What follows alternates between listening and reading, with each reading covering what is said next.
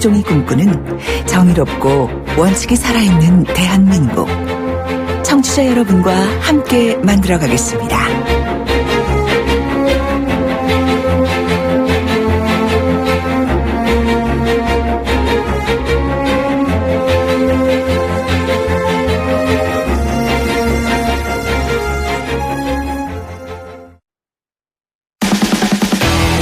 돌려보고 비틀어보는 오늘의 이슈. 이종훈의 뉴스 측면 승부. 네, 오늘 이종훈의 측면 승부 시간입니다. 이종훈 박사님, 네. 과거에 이렇게 빨래 세탁기 물 짜는 게 있었죠. 그 이름이 뭔지 아십니까? 짤순이. 예, 오늘 시사계의 짤순이 돌려보고 삐뚤어보고 쫙쫙 뽑아서 물기를 빼는 뉴스를 곱게 안 보는 시사계의 진돗개 짤순이. 짤돌이다, 그죠? 이종훈 박사 모셨습니다. 네. 안녕하십니까? 예, 늘 하루에 하나씩 새로운 별명을 얻고 있는 이종훈입니다. 아, 예. 너무 제 카멜레온 같으신 분이라서 너무 훌륭하셔서 제가 부럽습니다. 지금 앞에서도 홍문정 의원 잠깐 질문을 했습니다만 네. 박근혜 전 대통령 오늘 출장 조사했죠? 예, 그렇습니다. 6시 정도 전에 이제 마친다 그랬으니까 아마 예. 이제 끝나지 않았을까 싶긴 한데요. 예. 아직 속보가 나오고 있지는 않습니다. 예, 그러니까 구속된 지 4일만 되고요. 네. 오전 10시부터 서울구치소 내 임시조사실을 따로 만들었답니다. 근데 이제 이번에도 영상 녹화 없이 네. 예, 지금 이제 그리고 주로 지난번에도 이제 주도했던 한웅재 네. 예. 서울중앙지검 형사 8부장 주도로 해서 이제 네. 조사가 진행이 됐다 그러고 네. 유영하 변호사가 동석을 했고 점심시간 갖고 오후 1시 10분부터 오후 조사 재개했다 이런 소식까지 들어와 있습니다. 그렇군요. 변호사 교체는 말이 좀 있었는데 없는 모양이죠? 예, 아직 못 구하거나 아니면 그냥 이대로 가기로 했거나 예. 그 둘 가운데 한 가지 같습니다. 예. 그러니까 유영하 변호사가 오늘도 역시 이제 배석을 했다는 거 아닙니까? 예. 사실은 얼마 전에 올케 서양희 변호사가 방문을 했는데 그렇죠. 예, 못 만나고 나왔다 그러죠? 왜요? 모르겠습니다. 원치 않으니까 이제 박근혜 전 대통령이 원치 않으니까 못 만나고 그냥 원치 않은 겁니까? 아니면 숫자가 제한되어 있습니까? 시간이 안 됩니까? 숫자 제한도 좀 있었는데 사실은 이제 예. 굳이 보려 그러면 예. 유영하 변호사하고 이렇게 같이 이렇게 해서 볼 수는 있는 거거든요. 예. 예. 그런데 굳이 이렇게 만나야 되겠냐 이런 생각을 한 거 아닌가 이렇게 여겨집니다. 그런데도 여전히 거물급 등판설은 나옵니다. 네. 정홍원 전 총리 얘기도 나오긴 하는데 예. 쉽지는 않은 것 같습니다. 지금 상황이. 네. 서양희 변호사 방문도 불발이 됐지만 여러 명의 어떤 대리 변호인단? 네. 이제 대체할 변호인단. 하마평이라는 표현도 이상하다. 그죠? 다른 분의 어떤 명단도 좀 오르고 있습니까? 예. 이제 아무래도 검사장급 이상. 예. 좀 아무래도 무게감이 좀 있는. 그렇겠죠. 이른바 중량감이 있는. 예. 그런 분들로 한다. 또 박지만 회장이 좀 열심히 찾고 있다. 이런 얘기가 있는데. 예. 그리고 이 선임에 약간 좀 난항을 겪고 있다. 이런 얘기는 흘러나오긴 해요. 그런데 예. 아직까지 조짐이 없는 거로 봐서 예. 그냥 이대로 갈 가능성이 좀 상대적으로 높아지지 않았나 이렇게 생각합니다. 그렇군요. 네. 참 이런 것도 좀 수첩공주라는 말 많이 했지 않습니까? 네, 그렇죠. 박근혜 전 대통령에 대해서. 그 수첩도 어디 갔어요? 안종범 전 정책조사 수석은 수첩이 39개가 추가로 나오고 엄청나게 나왔는데. 그렇습니다. 그래서 사실은 박근혜 전 대통령은 모든 게 수첩으로 통한다라고 할 정도로 그랬죠. 사실은 이제 그러지 않았습니까? 그리고 네. 안종범 전 수석에게 지시를 이제 주로 전화로 내렸다는 거 아니에요? 네. 그러면서 이제 중간중간에 제대로 받아줬고 있냐고 확인도 하고 그런 걸로 미뤄봐서는 그 모든 내용을 박근혜 전 대통령이 다 외고 또는 다 파악을 해서 쫙 이야기를 했다기보다는 수첩에 적은 것을 이야기했을 가능성이 높죠. 그리고 그동안에 우리가 이제 어느 정도 확인한 바와 마찬가지로 그러니까 어느 정도는 중요한 사안들은 최순실 씨하고 상의를 해서 그걸 수첩에 쫙 적고 그걸 다시 지시를 내렸을 가능성이 높다라고 봐야 된단 말이죠. 그렇게 보면 거의 안종범 전 수석의 수첩 분량만큼의 또 다른 박근혜 업무 수첩이 있을 가능성이 높죠. 이제 그렇게 되면 또 의문이 드는 게 최순실 씨도 박근혜 전 대통령에게 받아 적으라고 확인했을 거 아닙니까? 제대로 적고 있어요. 대통령님 이렇게 생각하는 얘기죠. 그럼 최순실까지는 안 했겠지만 최순실 씨도 머리가 그렇게 좋은지 안 좋은지 모르겠는데. 그런데 최순실 씨는 보면 굉장히 즉흥적으로 이야기를 하는 것 같아요. 그래서 수첩 같은 게 없겠군요. 그렇습니다. 그러니까 이렇게 뭘 보고 이렇게 읽는 식으로 그렇게 그동안 우리가 녹취록을 많이 들어봤잖아요. 예, 그런 것 같지는 않아요. 아, 메모는 좀 한 것 같은데, 예. 뭐 메모해가지고 뭐 이렇게 포스트잇 같은 거 이렇게 붙여놓고 했다는 거 아닙니까? 네. 그걸 보고 얘기는 하는데, 네. 기본적으로는 본인이 이렇게 머릿속으로 생각하는 걸 막 즉흥적으로 얘기하는 그런 스타일. 이게 보고 듣고 확인하지 않은 이야기들이 진짜 너무 많아서 저도 그렇죠. 말씀드리면서 참 죄송하기도 하고 한편으로는. 네. 그런데 조금 전에 말씀하신 그 예. 수첩이 사실은요, 예. 박근혜 전 대통령의 업무 수첩이 상당히 많이 있지 않겠느냐. 예. 그게 굉장히 중요한 물증이 아니겠느냐. 그 기록물 됩니까 안 그런데 됩니까? 그게 다 어디로 갔느냐는 거죠, 지금. 사실은. 예. 그 업무 수첩이라면 사실은 대통령 기록물입니다. 기록물이죠. 그러니까 뭐 개인적인 어떤 일기라든가 또 뭐 개인적으로 정치 활동 뭐 이렇게 그러니까 적어놓은 네. 비망록 같은 거 이런 네. 거는 직무하고 무관할 경우에 네. 개인 기록물로 이렇게 처리가 됩니다. 그런데 나머지는 모두 대통령 기록물이고요. 만약에 업무와 관련한 것들을 쭉 적어놓은 그 업무 수첩이라면 당연히 대통령 기록물입니다. 그래서 이게 예. 지금 있어야 됩니다. 청와대 안에. 예. 예. 그런데 지금 관리 여부가 알려지고 있지는 않습니다. 압수수색도 안 되고요. 압수수색을 해야 하는데 아직 그걸 압수수색한다는 얘기는 없고요. 자택은요? 또 자택으로 가져나왔을 가능성도 있잖아요. 예. 그럼 자택 압수수색 해야 되는데 예. 자택 압수수색도 지금 안 하고 있는 그런 상황입니다. 왜 못하는 겁니까? 안 하는 겁니까? 이유가 뭡니까? 그게 그래서 좀 약간 약간 말들이 좀 나오고 있어요. 예. 그런 거 당연히 확보해야 되는 거 아니냐. 예, 예. 그리고 어떻게 보면 그게 증거인멸의 그 첫 번째 대상일 수도 있는 건데 뭐 아예 지금 다 증거인멸 했을 거라고 전제를 하고 이게 이 압수수색을 안 하는 건지 예. 아니면 좀 약간 봐주기 하는 건지 예. 그래서 좀 약간 그 여러 가지 얘기들이 좀 뒷말들이 좀 나오고 있는 상황입니다. 그렇군요. 네. 자, 오병우 전 민정수석 곧 조사 들어갑니까? 어떻게 됩니까? 네. 그러니까 6일 오전 10시 소환조사 딱 통보를 했다는 거죠, 지금. 예. 예. 그래서 이번에도 피의자 신분으로 불려가긴 합니다. 예. 특검 출석하고 5개월 만에 일인데 예. 이번엔 관련 혐의가 10개라 그래요. 지난번엔 4개였죠. 예. 뭐 직무 뭐 유기. 예. 예, 그리고 이제 뭐 권한 남용 뭐 예. 이런 거였는데 이번엔 같은 경우에는 개인 비리 부분도 포함이 돼서 예. 10개 정도로 늘어났다 그래요. 예. 참고인 조사를 한 47명 했다 그럽니다. 그러니까 굉장히 광범위하게 한 거죠. 예. 이번에는 어찌됐건 영장 청구에 하면 반드시 구속이 되도록 하겠다. 의지가 이런 보이네요. 예. 의지가 보이긴 하는데 예. 그리고 이 경우에는 청와대 민정수석실도 압수수색도 했잖아요. 예, 예. 이번에 어떻게 될지 모르겠습니다. 세월호 건은 어떻게 됩니까? 세원으로 잡는다. 예. 이런 얘기도 지금 일각에서 흘러나오고 그렇죠. 있습니다. 그러니까 이 사실은 세월호 수사 당시에 이제 예. 외압을 행사했다는 그런 의혹이 불거진 거 아닙니까? 예. 우전 수석이 2014년 6월 5일 예. 해경 본청 압수수색 진행 중이던 예. 검찰 수사팀에 아예 전화를 걸어서 예. 예. 이거 좀 서버 특히 가장 결정적인 그런 어떤 그 증거인데 예. 그 서버 압수수색 하지 말라 이런 예. 취지로 이제 압력을 행사했다. 이게 이제 의혹의 이제 주 내용인데요. 예. 이와 관련해서 이번에 이 건이 좀 명확하게 뭔가 증거가 좀 나온 거 아니겠느냐.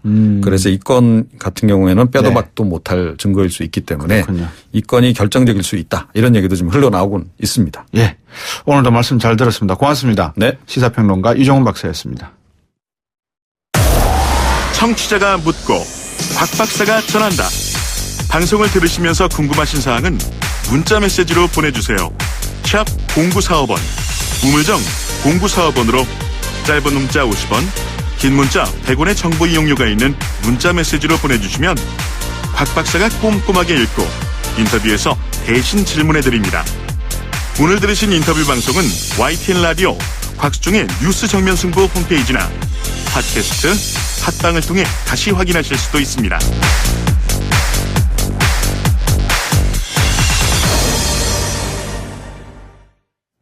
네, 오늘 이 절기상 하늘이 맑아진다는 청명입니다. 앞서서 제가 오프닝 때 말씀을 드렸는데요. 요즘 맑은 하늘 보신 지 얼마 된다고 생각되십니까? 아마 손가락 꼽으실 수 있지 않겠습니까? 지금 시도 때도 없이 기승을 부리는 미세먼지 때문에 이제 계절을 가리지 않고 하늘이 뿌였습니다. 우리가 어떻게 대처해야 될까요? 전문가와 말씀 한번 나눠보겠습니다. 환경보건시민센터의 최애용 소장입니다. 안녕하십니까? 네, 안녕하십니까? 네, 오늘도 미세먼지가 많이 좀 심했죠? 네, 그렇습니다. 벌써 거의 매일 나쁨 그렇게 예보가 되고 실제로 예. 네, 가시거리가 굉장히 짧았죠. 예, 네. 나쁨 그럴 때 이 기준은 어떻게 잡습니까? 예, 그 미세먼지가 많을 때는 미세먼지나 초미세먼지의 농도로 하고요. 예. 그다음에 한여름 같은 때는 이제 뭐 오존 같은 예. 그 당시에 가장 중요한 그런 그 대기오염 물질을 기준으로 그렇게 정합니다. 예. 방금 미세먼지도 말씀해 주셨고 초미세먼지라는 말씀도 해 주셨는데 이 두 개 차이가 뭡니까? 예, 그 입자의 크기의 차이입니다. 예. 보통 이제 황사하는 그렇게 얘기하는 거는 입자가 커가지고 눈에 보이고 누렇고 이제 이런 거고요. 그다음에 이제 미세먼지는 뭐 10 마이크로미터 이하다. 그래서 눈으로 대충 이렇게 어느 정도는 보이는데 이제 초미세먼지는 그거보다 훨씬 작아서 예를 들면 뭐 담배 연기가 처음에는 보이지만 곧 흩어져 갖고 안 보이지 않습니까? 하는 이제 담배 연기 크기만한 그런 나노 입자. 근데 그가 작을수록 우리 몸 속에 깊이 들어가고 폐를 지나가지고 바로 피 속으로 통해서 우리 몸으로 원전이 이제 퍼져서 훨씬 더 위험하다 이렇게 돼 있죠. 저 흔히 하시는 말씀으로 삼겹살 먹으면 뭐 목에 기름도 빠지고 미세먼지 제거할 수 있다 이런 어떤 겁니까 이게 맞는 겁니까? 예. 그거하고는 전혀 관계가 없는 거죠. 다만 이제 심리적인 어떤 그런 효과는 있겠지만은 실질적으로 미세먼지가 많은 날 삼겹살 먹는다. 이미 마셔가지고 우리 몸속에 들어온 건데 삼겹살이 좀 빼주나요? 잘못된 얘기입니다. 정확한 말씀이신 것 같고요. 미세먼지 발생 원인에 대해서 한번 여쭤봐야 될 것 같습니다. 이게 원인이 뭡니까? 네네. 크게는 국내 원인 그리고 이제 해외 원인인데요. 지역적으로는. 하지만 발생 원인 자체는 해외나 국내나 모두 다 똑같이 기본적으로는 화석 연료를 사용하는 우리의 현대 경제 시스템이 근본적인 원인입니다. 그럼 화력 발전이라는 말 언론에서 제가 읽은 기사가 있는데요. 우리나라에도 이 화력 발전이 예를 들어서 이제 서해안 쪽으로 좀 많이 집중되어 있고 한데 한 5개 정도가 있지 않습니까? 화력 발전소가? 대규모 화력 발전소가 서해 쪽에 있고 이제 중국은 중국의 동쪽이니까 우리로 치면은 서쪽이죠. 그렇죠. 여기서 발생되는 미세먼지 가운데 우리나라 자체의 어떤 발생되는 발생에 의한 미세먼지가 많다라는 이야기가 있는데 사실입니까? 그렇죠. 그러니까 제가 지금 사실 화력이라고 말씀 안 드리고 화석 연료라고 말씀드렸는데요. 결국은 그게 그겁니다. 그러니까 화력 발전소가 있고 그리고 우리가 사용하는 거의 모든 교통 연료나 아니면은 이제 식사나 난방 연료가 모두 다 화석 연료죠. 그러니까 석유나 석탄을 다 떼는 거기 때문에 LPG도 역시 마찬가지고요. 다만 중국 쪽은 석탄을 더 많이 쓰고 우리는 이제 석탄보다는 석유나 LPG를 쓰는데 결국 같은 다 화석 연료인 거죠. 아마 겨울에 10월 달 넘어서 몽골을 여행하신 분이 계시면은 이 갈탄에 의한 화력 발전소의 공기 오염이 어느 정도 심각한지를 아마 느끼실 분이 많은데 중국의 영향이 크다고 말씀하셨으니까 우리나라에서 이 중국의 이 화력 발전에 대한 어떤 뭐라 그럴까요? 항의 아니면 어떤 국제 조항에 따른 규제 이건 할 수 없습니까? 사실 그런 시도를 해야 합니다. 유럽 같은 데서 이제 그런 게 많이 있었고 그래서 소송까지도 가고 그래서 결국은 이제 서로 협력해서 줄여나가는 방향으로 했는데 우리의 경우도 역시 마찬가지 그런 게 필요하죠. 사실 꽤 오래전부터 한중일 환경장관들이 매년 만나가지고 환경 문제를 이제 협력하고 뭐 이렇게 했다는데 사실 미세먼지 문제에 관련해서는 어떤 협력을 했고 어떤 성과를 냈는지 의심스러운 상황입니다. 근데 이제 저희가 한 3년 전에 전국 1000명에 대한 여론조사를 해보니까 예를 들면 이렇게 이제 시민들은 생각하시는 거예요. 아니 미세먼지가 특히 중국에서 겨울철에 굉장히 많이 날아와서 굉장히 심해지고 초미세먼지 주의보 내리고 할 때 대통령이나 장관이나 이런 분들이 중국 쪽에 항의도 하고 머리를 맞대고 노력하는 그래서 뭔가 대책을 내오는 그런 것 좀 보고 싶다. 뭐 하느냐. 그게 왜 못하는 겁니까? 그게 맞는 말이죠. 왜 안 하고 왜 못하는 겁니까? 좀 사대주의적인 것이 좀 있다고 저는 생각이 되기도 하고요. 그리고 이 문제에 대해서 이게 현대사회에서 과연 차량 이부제 같은 거를 하면서 이렇게 할 수 있겠느냐 하는 어떤 막연한 그런 생각들을 하고 있는 것 같고 이 문제를 심각하게 보지 않는 것 같아요. 하지만 세계보건기구가 3년 전에 미세먼지와 대기오염을 각각 1급 발암물질로 정했다는 사실을 우리가 잊지 말아야 됩니다.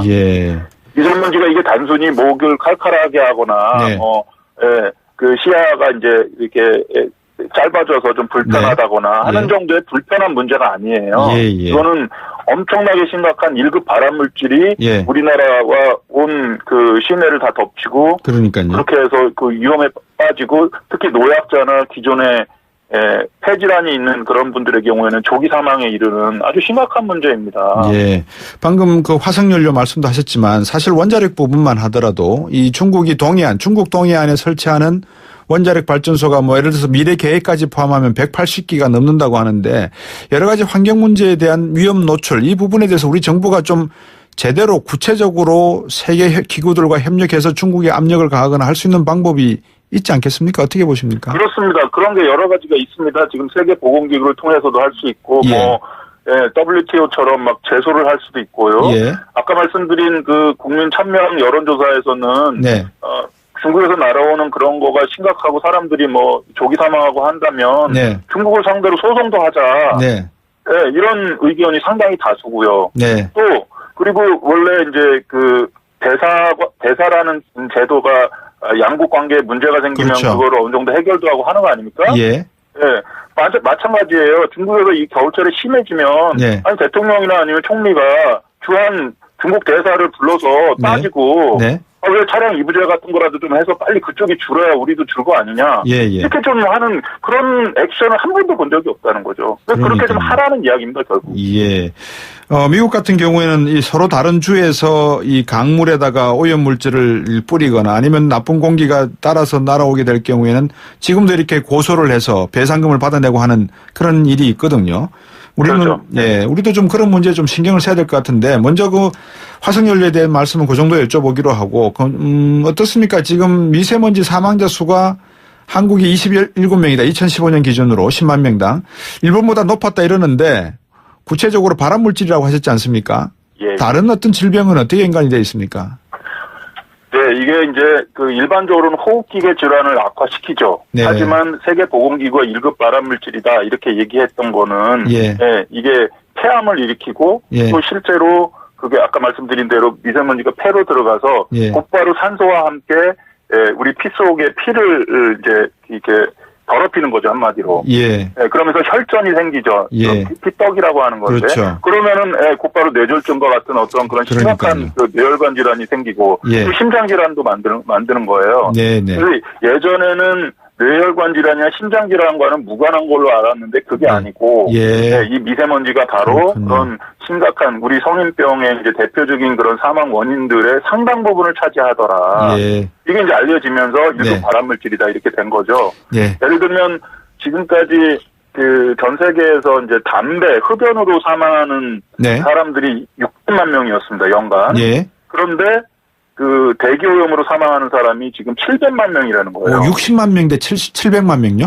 아니 600만 명이요. 600만 명 대 700만 명. 그러니까 그전에는 한 250만 명 정도로 알고 있었어요. 대기오염에 의한 폐암이. 근데 그게 아니고 뇌혈관 질환, 심혈관 질환까지도 전부 다 이 대기오염이 차지하는 비중이 커진 거예요. 그러니까 단일 오염원으로는 가장 심각한 우리 지구상의 사람들의 생명을 앗아가는 아주 심각한 그런 위험 요인으로 떠오른 거죠.